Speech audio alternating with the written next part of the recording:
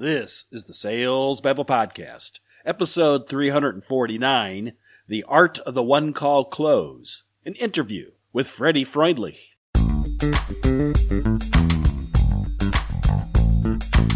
Welcome to Sales Babble, the podcast that shares selling secrets for non-sellers. And now your host, Pat Helmers.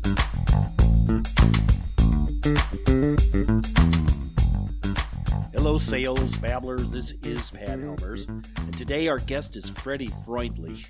Freddy is a one-call closer, and he's author of the book that's soon to be released in January 21, The Art of the One-Call Close, a sales of 5 or 5 million, learn how to walk in and walk out with the real deal. In this episode, Freddy and I chat about how all sellers aspire to close a deal immediately. But other than small ticket items here and there, the vast majority of sales professionals just don't. Freddy's unique methodology teaches us how to get deals on the spot, or at the very least, getting that much closer to a real deal. And so, with no further ado, let's get to it. Welcome, Freddy. Are you ready to babble? I'm ready to babble, Pat. Freddy, you got a brand new book out. Yes, I do. And what is the title of the book? The title is The Art of the One-Call Close. One Call Close. Is there a subtitle too? Yes, there is. The subtitle is A Sale of 5 or 5 million. Learn how to walk in and walk out with the real deal.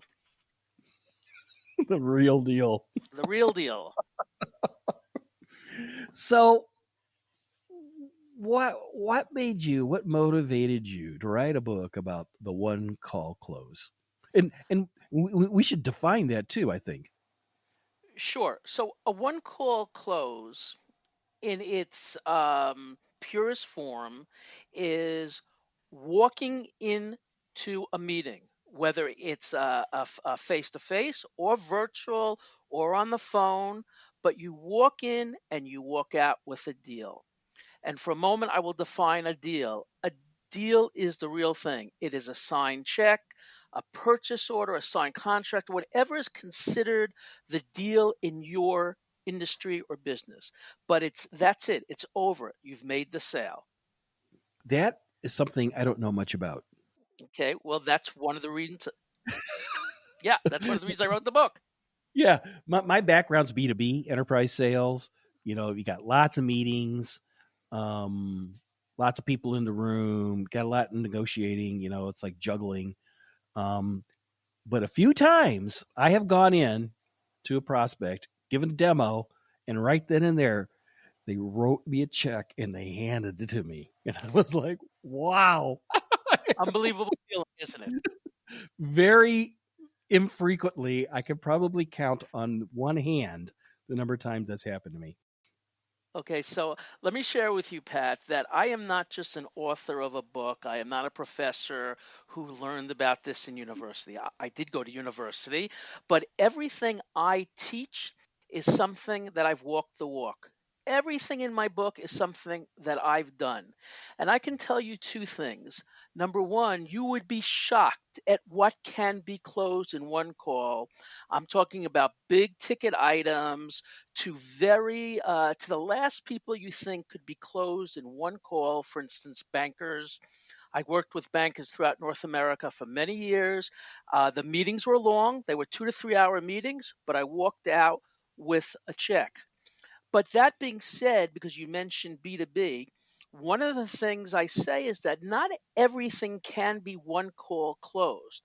But I guarantee you one thing, if you will follow my methodology, you will cut your closing cycle in half. So if in your business it takes 6 months to go to this guy and that meeting and the whole rigmarole, follow my methodology, you'll close it in no more than 3 months. So one way or the other, I am going to show you how to make money by saving time and aggravation. This sounds good. I'm a little skeptical, but it sounds good. So be the devil's advocate and, All right. and do whatever you want to ask me. All right. So what's the method? Well, first of all, the method is very simple, and it's a method that It's not really about sales. It's about being real. It's about having a conversation with people. You and I have never met until today. And yet we can have a conversation and we can laugh together and we can enjoy ourselves. Why? Because neither of us are scared. Selling scares people, whether it's the buyer or the seller. So the idea is when you're selling something is to have a conversation. Now, everybody sells. Everybody sells. If you're a father or a mother, you sell to your kids. If you had a mother or father, you sold to your parents. You sell to your boss. You sell to your employees. Everybody sells, but we don't call it selling. We call it all sorts of different words. We hate to use the word sales because nobody likes to sell. In fact, the quick thing is most people like to buy, but nobody likes to be sold. So we have a problem with selling. But selling is just, in this purest form, is educating somebody why this product or service is good for them. So when I walk in and I speak to a potential prospect, I am not there to twist their arm to buy something they don't need or they don't want. I am there to educate them on why this will make their life better. And I do that by having a conversation with them. To give you a quick example, Pat, I was, before this whole COVID business, I was coaching a group of, I guess I don't even, I'm lost on what generation is, generation X, Z, Y, but they were younger folks, late 20s, early 30s. They were working in finance, but they were selling over the phone, over the computer. And my job was to train them and help them sell better. And it just amazed me that these folks, they could go into a bar, man or woman, and they had no problem picking up a conversation with a complete stranger and perhaps taking them home that night. But to pick up a phone and have a conversation with somebody, they froze.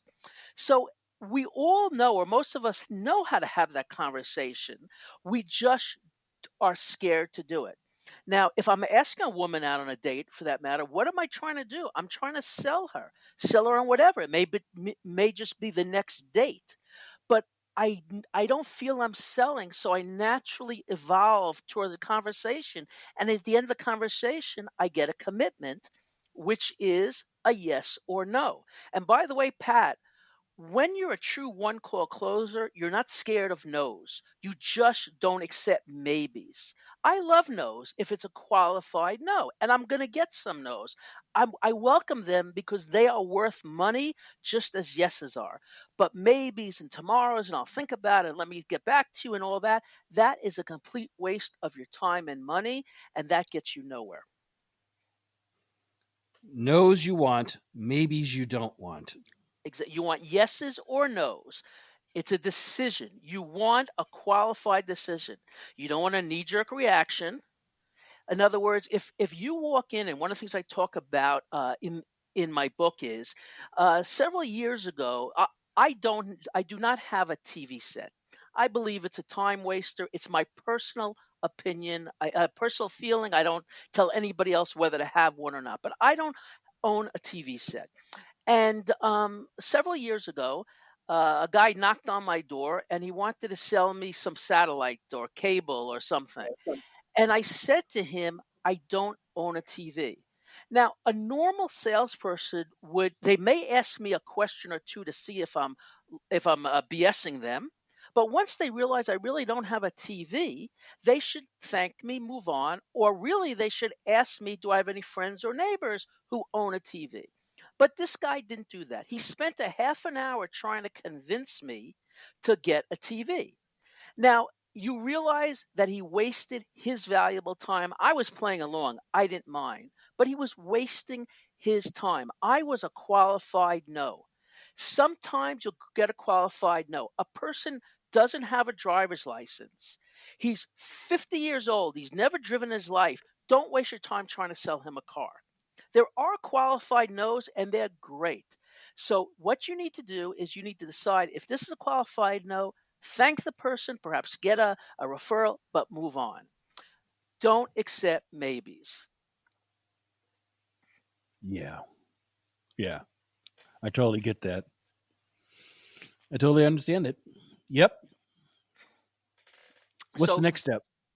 okay, so as I said, the first step is just understanding that you're going in to have a conversation. And that's the thing, and I've been trying to get my head wrapped around this exactly how I want to put this is that I really don't think of myself as selling people. When you said something, and I don't mean to overly quibble this, but you said we're always selling, we're always selling. In my mind, I don't think that way. Which you agree is good. You don't go into a conversation feeling like you're selling Right, something. right. I don't In feel my that way mind, I feel either. like yeah, in my mind, I feel like I'm just having a conversation to see and maybe to see if I can help them. I kind of have a helping paradigm in Well, my head, not well, not I a selling paradigm. I go even further than that, Pat. Um, honestly believe that every conversation I have is good. It will or Yes. it could be bad, but every conversation I have has the opportunity for good.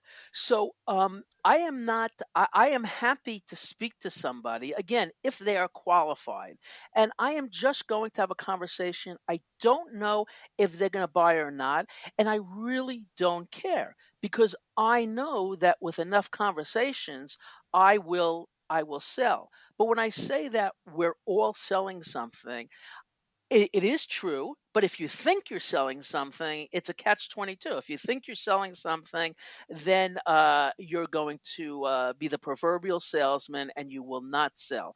But if you just go in, again, an example I use is if you and I were talking and you shared with me that you're not getting sleep at night and it's a terrible thing, and the reason is you have bed bugs, and I showed you how to cure that bed bug problem, you'd be my friend for life. Yes, I sold you something, but that's not the issue here. This was truly a win win. I was able to help you, and I made first and foremost a friend. And on top of that, I made money. There's nothing better than that. And by the same token, if you are an honest salesperson, and that's the only way to go to make real good money, is at the end of the day, you got to be honest. You may make some money in the short term, but you want in the long term. But if in the long term you truly listen to your customer or your prospect, and you decide what is this good for them. In other words, if you're selling them something that you really believe is not good for them, you're a con man. It doesn't work. So when I go into somebody, they know and I know I'm there to sell, but very quickly they forget that. Yeah. Yep. Yep. Yep. So let's keep going here. So what's the next step? So we're having the right kinds of conversations. Right. So Okay. so well, I should back up one moment. If we're talking about purely sales to one call close, you have to do your homework and pre-qualify the prospect. In other words, you have to make sure that if there are partners, and if you're selling B2C, that if it's a husband wife, you have the husband the other partner there.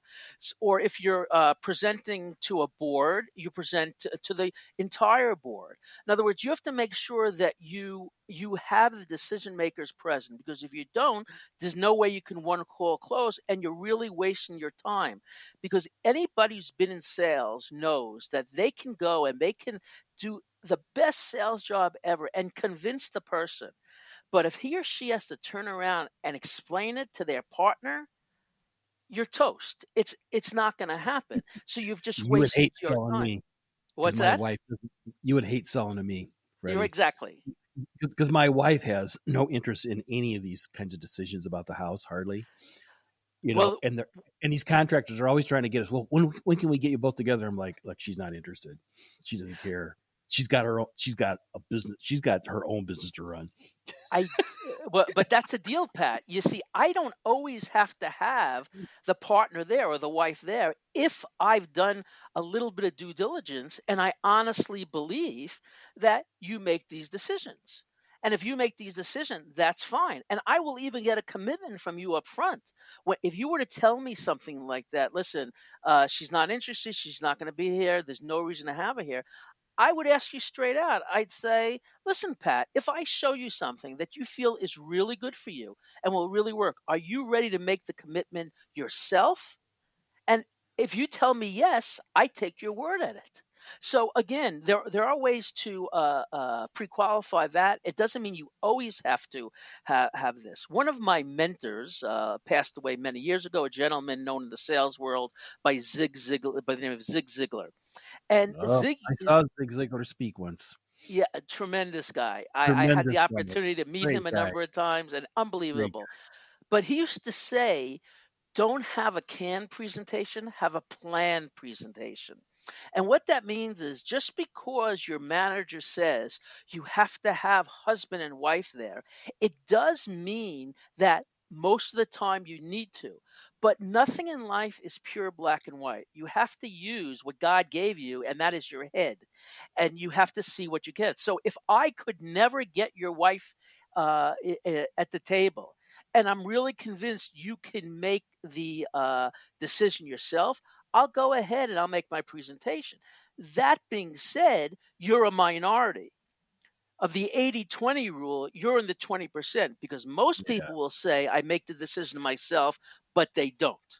So obviously, you want to try and get both partners there, and you have to do it. Getting back to B2B for a moment, many times it's not about making the sale. You know you're not going to make the sale because you know it's a large corporation, the government. You have to go through some steps.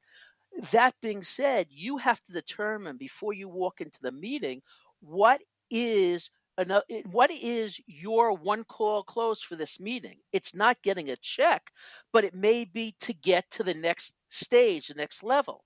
So if you need two people in on this meeting to make the decision to get you in front of the board, then you want those two people there.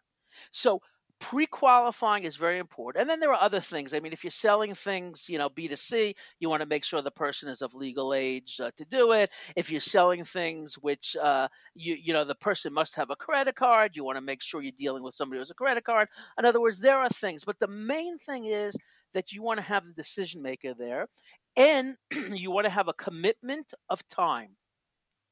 If a person can't give you a commitment of time, you're wasting your time. Rebook it. Like if I walk into a meeting and I've asked for the hour or half hour, whatever it is, and I walk in and the guy says, listen, an emergency came up, I only have 15 minutes to give you, I will not waste my time. I will say, I understand, let's reschedule. Now two things happen then. One is you walk in golden the next time because you are a real gentleman, and you understood this person's his emergency. And in other words, you're walking in as on a friendlier note than when you walked in before, when you were just a salesman. And the other thing is, there's no way you can close the deal if this guy's in a rush and he's constantly looking at his watch. So again, you have to do your homework and pre-qualify and set the show up. And if it's a big deal, you want to do your research before. You want to check him out on LinkedIn and on Facebook and any place you can check this person out. Get to know as much information as you can about this person before you walk in the door. See, I like this. Like, I'm skeptical that you can close a lot of things the first time, but I do totally agree with you that you should have an agenda in your mind. This plan, the Zig Ziglar plan, the sales Right. plan, that this is my goal for this meeting, is to advance it in this direction. Like you had a good example that I can get a meeting on the board. So those people are the people who are the decision makers, and that's my goal for this meeting. And I think too often salespeople don't have a clear idea in their mind what they're trying to do. They don't think it out. They're just like, well, maybe stuff will just happen, if I get in front of them. Stuff just doesn't happen. It Exactly. it has Exactly. to, yeah. No, I think you're absolutely right that unfortunately many salespeople don't have a goal, if the old classic, you walk into up to the airline counter and you say, I want a ticket, and the clerk says, to where? And you say, I don't know. Well, guess what? You're not going to get there because you don't even know where you're going. So you need to have something clear. So it's either getting the order, the check, or getting to the next level. And even again, when we're talking about getting to the next level, the same challenges are there. The guy can say to you, hey, thank you for coming in. I'll get back to you at some future point, not as to whether you have the sale or whether you can even get in front of the board. So again, there's no reason why you can't one call close him, get a yes or a no for you to take the next step in front of the board or whatever your next step is. What are we missing? Is there anything else? Well, then there are, I'll briefly go through very quickly the 3 steps once you're in the door. And you said a moment ago that you're a little bit skeptical about how much I can one call close. Well, I can tell you it's been my experience that I've sold some very big ticket items where until sort of the end of the presentation, the prospect wasn't even 100% clear why I was there. I had a great telemeter who would set up the meeting for me. I had never met the person before, and I was able to walk in and then walk out with a check. And the way I do that is in 3 simple steps. Obviously, they're not so simple; they have to be learned, but they're theoretically very simple. And that is, I have a system called open, middle, close. Open is very simply when you walk in the door, you do not do the proverbial break the ice chit chat. You don't care what the weather's like. He doesn't care what the weather's like. Okay. You want to get right into the meat. Now, what is the meat? The meat is to find what I call the prospect's PowerPoint. The PowerPoint is either a burning desire, that's on the positive side, or an extremely painful pain point. That's what you're looking for. Sometimes they're both the same thing, but you want to find that PowerPoint, something that burns as a pain point or something which is just really a burning desire. Actually, they both have burn in front of them, okay? Right. And that's what you're looking for.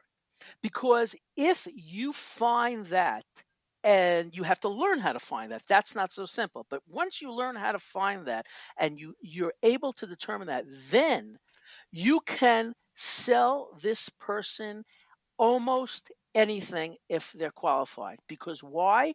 You then just need to take your product or service, and you'd be amazed how you can take products or services which you think have no connection to this person's PowerPoint, but as long as you can then make the bridge and show them how you can help them get their burning desire or help them solve their pain by using your product or service, you've made a friend. You have very few chargebacks or buyer's remorse, and you can walk out with a deal. That's it. What are the 3 steps? There's the PowerPoint step. No, there's Okay. open, middle, close. So open is basically open, middle, close. Okay. Right. Open is basically finding the person's PowerPoint. And when I say person, it could be person/company. It could be their personal PowerPoint or the company's PowerPoint. Okay. But remember, even if you're talking to Microsoft, you're talking to a person. He may represent Microsoft. He or she may represent Microsoft, but you're still talking to a person. So there's a balance of what is his PowerPoint and what is the company's PowerPoint. But that's the open. The middle is then showing them. That's where you have your presentation, so to speak. But you're really not presenting your product or service. That's irrelevant. What you're really presenting is the solution to their PowerPoint. And once you've done that, and you basically after that get a simple commitment from the person, you say, Mr. Jones, if I could ensure that you get a good night's sleep from here on out, would you be willing to close the deal today? And Uh, that's uh, already that's a rhetorical question. If I've done my work right, of course he's going to say yes. Now, of course, I now have to it depends what I'm selling, but that's the whole point. That is the magic here. You just have to figure out how you can make that bridge work. But when you finish the middle, you've already got a commitment that he's going to buy. You haven't even quoted him yet in many cases. He or she doesn't even know the price because that's irrelevant. What's relevant here is the bed bugs biting him. That's the relevance here. The price is not the relevance here. Now, obviously, we're talking theoretically. You're not going to charge him $1 million for a Sealy's mattress. We're talking, in the realm of reality. But in the realm of reality, any reasonable cost, he's going to pay for that mattress, for that the mattress cleaning, whatever you're trying to sell to him or her. Okay, so the difference between my methodology and most other people out there is the close is the easiest part.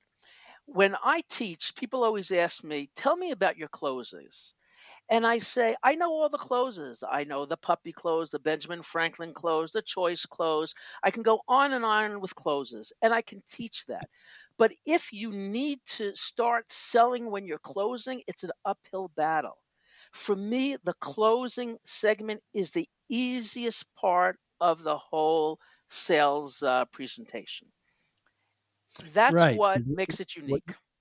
yeah. So what you've done is you've created a situation that allows for that. You've put your homework in. You've put your effort in early, and yeah. Definitely Well, a yeah. big part of it, yes.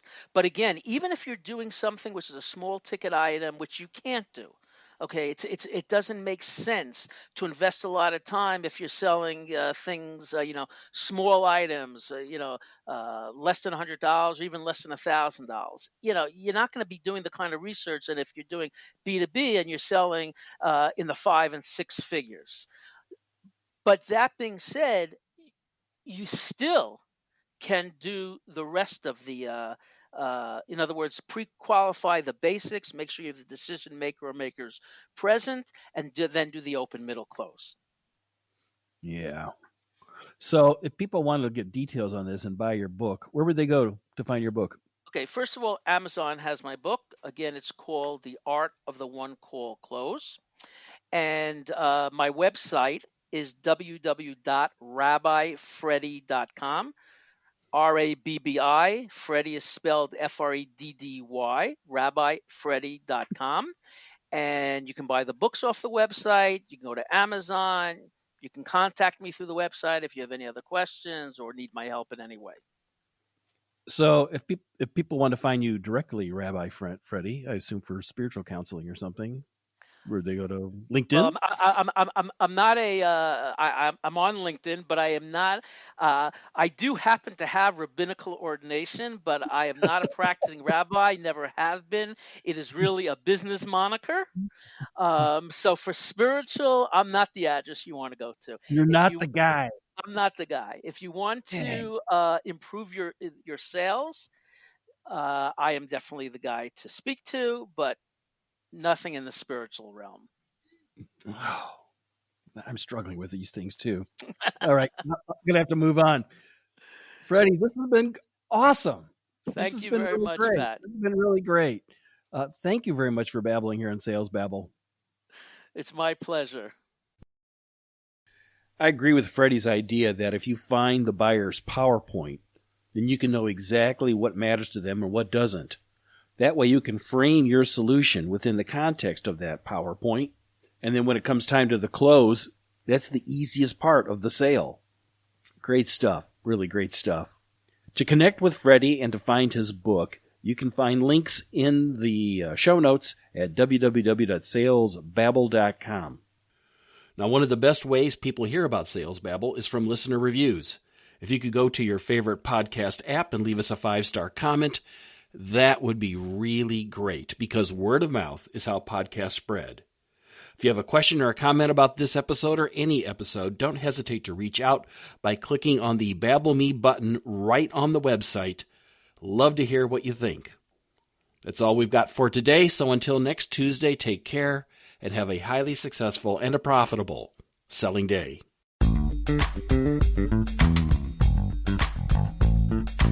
Thank you for listening to the Sales Babble podcast. Find us at www.salesbabble.com.